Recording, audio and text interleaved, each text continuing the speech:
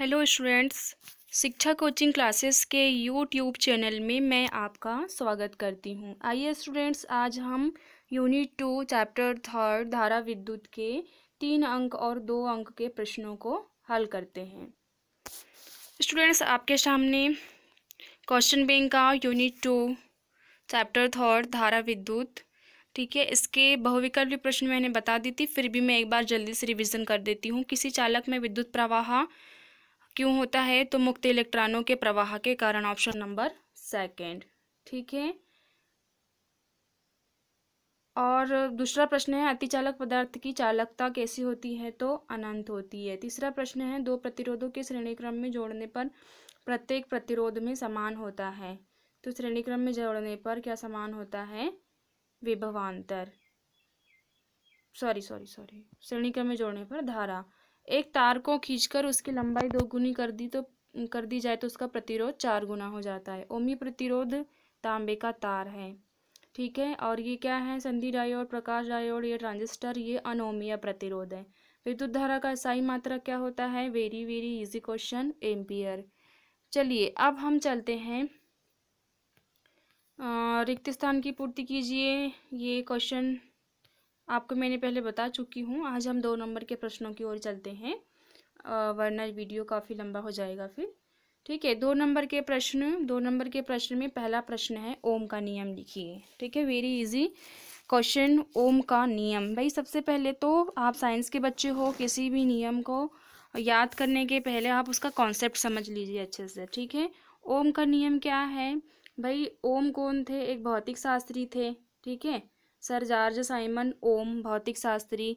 और इनका जो मतलब ओम का जो नियम आया था, ये सन 1828 में इन्होंने एक नियम दिए थे, ठीक है। 1828 में इन्होंने कुछ अध्ययन किया और उसके बाद में इन्होंने एक नियम बनाया धारा और विभवांतर के लिए। किसके लिए? धारा और विभवांतर के लिए। देखिए, जैसे ही ओम का नियम आए, आपको अपने दिमाग में क्या लेके आना है? V समानुपाती I। ओम का नियम V समानुपाती I। अब ये V समानुपाती I को आपको शब्दों में लिखना है। भाई ये तो ओम के नियम का सूत्र हुआ, ठीक है, शब्दों में लिखना है। तो शब्दों में कैसे लिखेंगे? आप साइंस के बच्चे हो, आपको थोड़ा आगे पीछे मतलब इसके कॉन्सेप्ट पता रहना चाहिए, तो आप आसानी से ही इसको एक शब्दों में लिख कर आप नंबर ले सकते हो, ठीक है। तो यहाँ पे मैंने लिखा V समानुपाती I। कहने का मतलब ये है कि V किसके समानुपाती है? I के। V के मान को बढ़ाने पर I का मान भी कैसा होगा? बढ़ेगा, ठीक है। तो जो जॉर्ज साइमन ओम थे, उनके नियम के अनुसार यदि किसी चालक मतलब जो विद्युत धारा का प्रवाह करता हो, यदि किसी चालक के आकार, ठीक है, आकार मतलब कि उसके क्षेत्रफल, ताप आदि में बिना परिवर्तन के, ठीक है, अगर हम उसके आकार, क्षेत्रफल, मतलब आकार ही क्षेत्रफल होता है, ताप आदि में बिना परिवर्तन के उसमें विद्युत धारा प्रवाहित करते हैं, तो जो प्रवाहित होने वाली विद्युत धारा है वो उस चालक के सिरों पर लगाए गए विभवांतर के कैसा होता है? अनुक्रमानुपाती होता है, ठीक है। ये मैंने अपने शब्दों में आपको समझा दी। आपको याद रखना है कि मान लेते हैं, इमेजिन करो कि एक चालक तार है, ठीक है, और ये चालक तार में क्या बह रही है? धारा I बह रही है। इसके 2 सिरे हैं। तो भाई आपको ये बात पता है कि किसी भी चालक में विद्युत धारा कब प्रवाहित होती है? जब उसमें क्या उत्पन्न होता है? विभवांतर। विभवांतर मतलब विभव का अंतर। मतलब कि हमने पढ़े थे कि जो जैसे ऊष्मा जो है वो उच्च से निम्न की ओर प्रवाहित होता है, ठीक है, वैसे ही विभव का मान जो है वो कैसे उच्च से निम्न की ओर जाता है। मान लो इस बिंदु पर विभव का मान कैसा है? अधिक है ना, और यहाँ पे कैसा है? अगर कम है, तो विभव कहाँ बहेगा? इधर। विभव का बहना मतलब कि इलेक्ट्रॉनों का एक स्थान से दूसरे स्थान पर जाना, आवेश का। तो भाई आवेश बहेगी मतलब विद्युत धारा उत्पन्न होगी, ये बात आपको पता है। तो ओम ने ये कहा था कि किसी भी चालक तार के सिरों पर उत्पन्न विभवांतर उसमें बहने वाली धारा के कैसा होता है? समानुपाती होता है। कब होगा? इसका एक शर्त है, कंडीशन है कि इस चालक तार के भौतिक अवस्था, मतलब मान लो अगर ये इतना मोटा है तो इतना मोटा ही रहना चाहिए, ठीक है। भौतिक अवस्था जैसे क्षेत्रफल, ताप आदि में परिवर्तन न किया जाए तो उसमें उत्पन्न विभवांतर जो V है किसके समानुपाती होता है, I के समानुपाती होता है। ये है ओम का नियम। 2 अंक में आपको लिखना है, ओम का नियम करके हेडिंग डालना है, उसके बाद में डैश करना है, फिर डबल इन्वर्टेड कॉमा लगा के नियम को लिखकर कंप्लीट करना है। आपको 2 मार्क्स पूरे मिल जाएंगे, ठीक है। और अगर हम यहाँ से समानुपाती चिन्ह हटाते हैं तो यहाँ पे एक नियतांक लग जाता है R। और R क्या होता है भाई, R होता है रेजिस्टेंस। रेजिस्टेंस मीन्स इसको हम बोलते हैं प्रतिरोध। तो इसके बारे में हम आगे पढ़ेंगे, पर अभी आपको इतना ध्यान रखना है कि R एक नियतांक है जिसे चालक का प्रतिरोध कहते हैं। 2 नंबर में इतना ही लिखना है। नेक्स्ट क्वेश्चन है, विद्युत सेल किसे कहते हैं। भाई नाम से स्पष्ट है, विद्युत सेल। जैसे हमने इसके पहले प्रकाश रासायनिक सेल देखे थे, ठीक है, वैसे ही ये क्या है, विद्युत सेल। तो विद्युत सेल जो रासायनिक ऊर्जा को, मेरे साथ याद करते चलिए स्टूडेंट्स आप, ठीक है। लिखा तो सबके पास में होगा लेकिन आप याद करोगे तो ज़्यादा अच्छा रहेगा, क्योंकि एग्जाम में आपके दिमाग में लिखा हुआ काम आएगा, आपकी कॉपी में लिखा हुआ नहीं, ठीक है। विद्युत सेल किसे कहते हैं, जो रासायनिक ऊर्जा को किस में बदलता है, विद्युत ऊर्जा में, ठीक है। रासायनिक ऊर्जा को किस में कन्वर्ट करता है, विद्युत ऊर्जा में। अब ये रासायनिक ऊर्जा क्या है भाई, केमिकल एनर्जी क्या है। जैसे मान लो आपके घड़ी में सेल लगी हुई है, तो घड़ी के अंदर हमने क्या भरे हैं, विद्युत अपघट्य पदार्थ भरे हैं। और इतना मतलब कि जब तक कि उसमें विद्युत अपघट्य पदार्थ रहेगा तब तक के सेल चलता रहेगा, और फिर सेल खराब हो जाए तो हम दूसरी सेल खरीद के उसमें डाल देते हैं।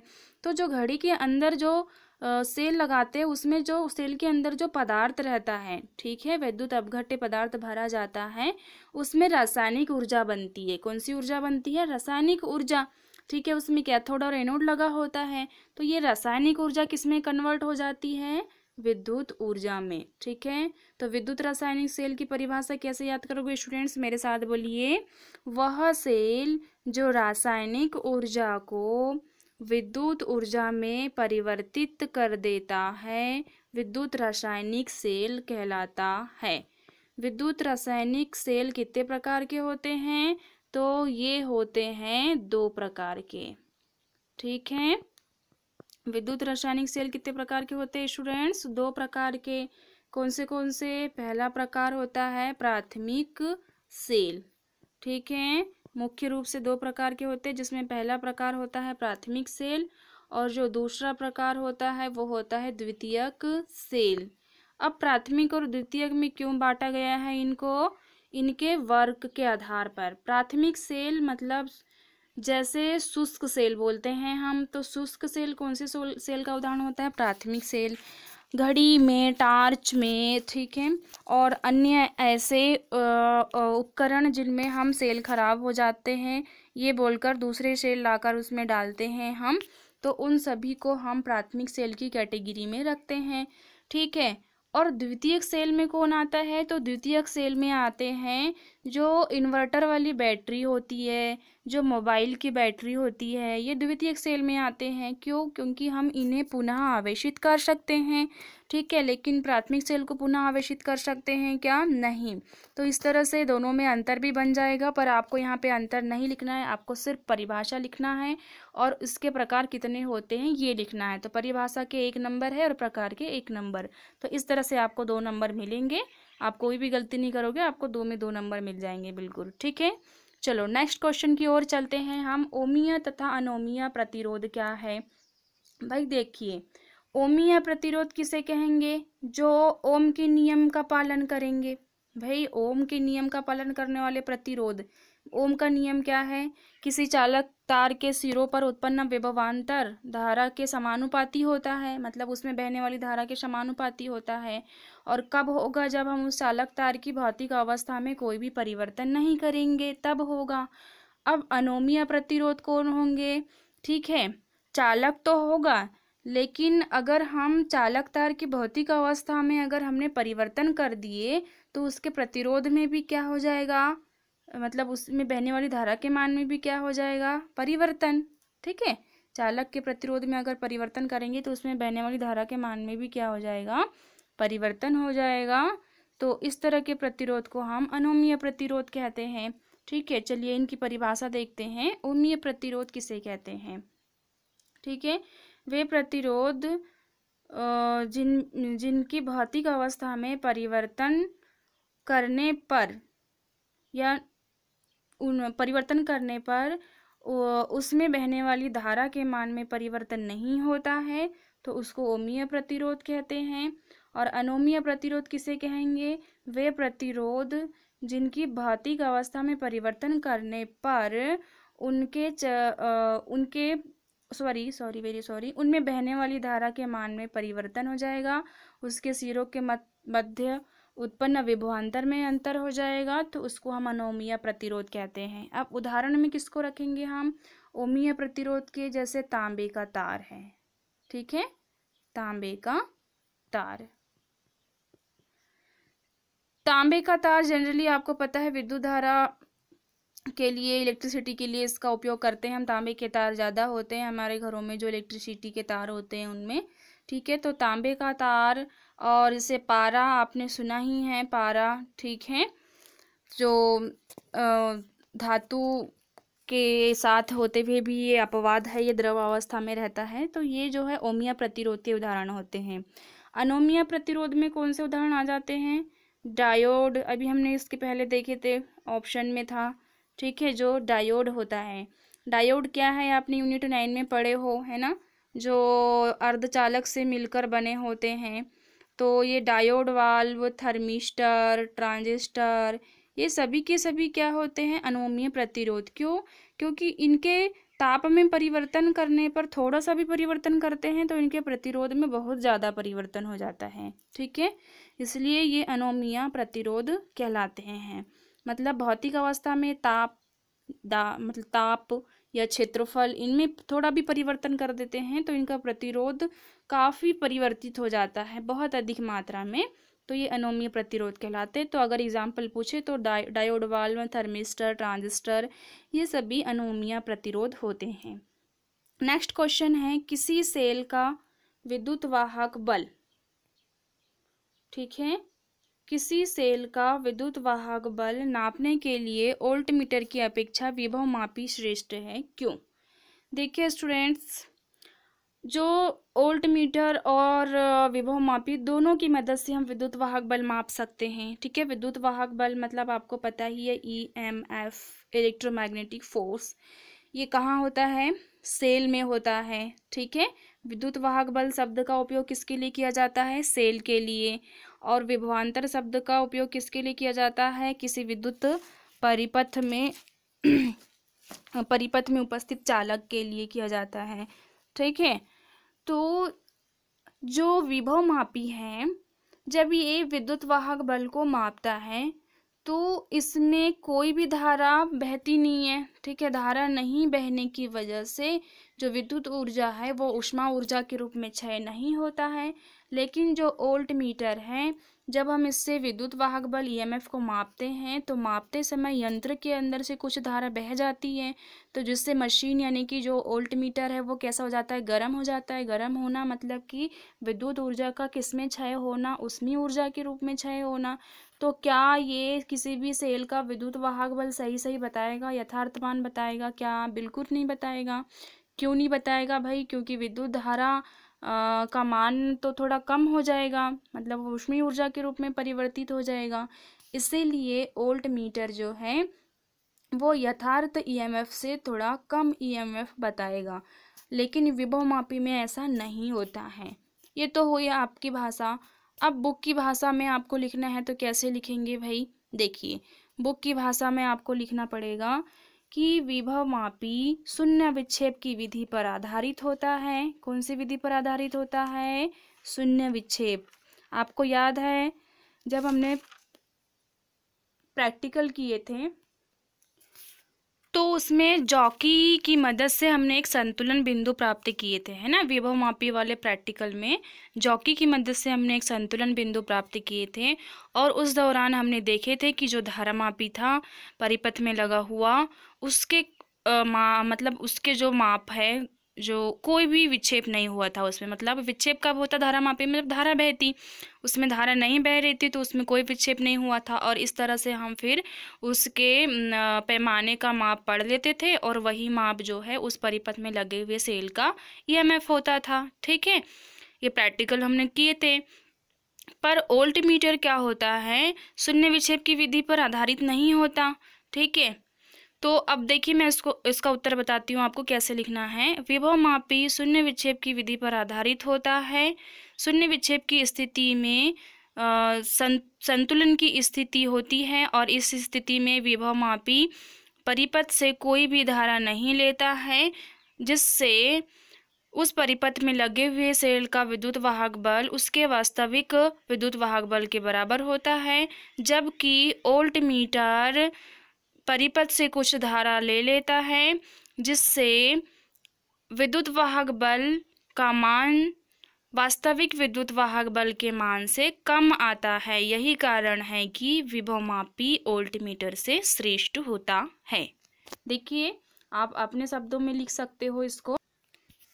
नेक्स्ट क्वेश्चन है, मोटर गाड़ी को स्टार्ट करने पर उसकी हेडलाइट कुछ मंद हो जाती है, क्यों? भाई देखिए, जैसे हम मोटर गाड़ी को स्टार्ट करते हैं तो उसमें अधिक धारा प्रवाहित होने लगती है बैटरी से। ठीक है, अधिक धारा प्रवाहित होने से विभव पतन का जो मान है वो कैसा हो जाता है, कम हो जाता है। मतलब विभव में क्या होने लगता है, उसके पतन होने लगता है। ठीक है, प्रतिरोध बढ़ जाता है और विभव में पतन होने लगता है। क्यों? क्योंकि धारा का मान अधिक होता है। फिर से मैं समझा देती हूँ। जैसे ही हम मोटर गाड़ी को स्टार्ट करते हैं, आपको पता ही है स्टार्ट करते समय हमको ज़्यादा मतलब ईंधन की ज़रूरत पड़ती है, ये बात तो आपको पता ही है। तो बैटरी से ज़्यादा धारा प्रवाहित होने लगती है।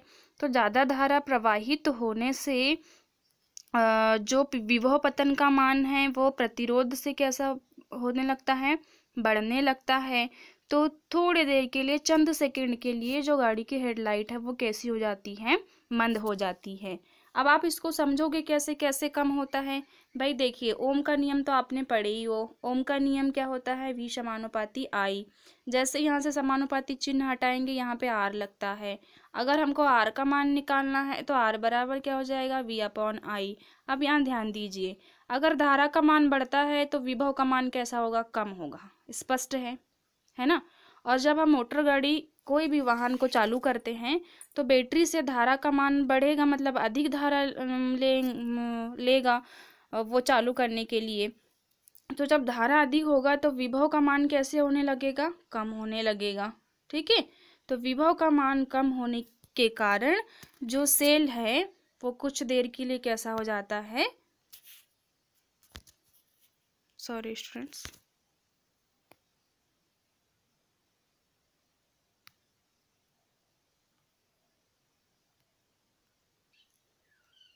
तो इस तरह से आपको ध्यान रखना है कि विभव पतन का मान कम होने से प्रतिरोध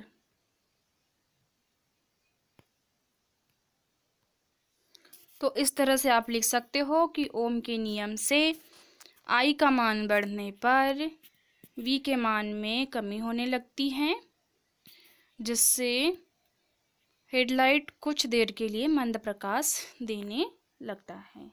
ओके स्टूडेंट्स, तो ये वीडियो अगर काफ़ी बड़ा हो जाएगा, अगर मैं 3 नंबर के क्वेश्चन को इसमें इंक्लूड करती हूँ तो मैं 2 ही नंबर के क्वेश्चन को सॉल्व करवाती हूँ इसमें, आगे मैं बाकी आगे हल करवाऊँगी। तब तक के लिए बाय बाय।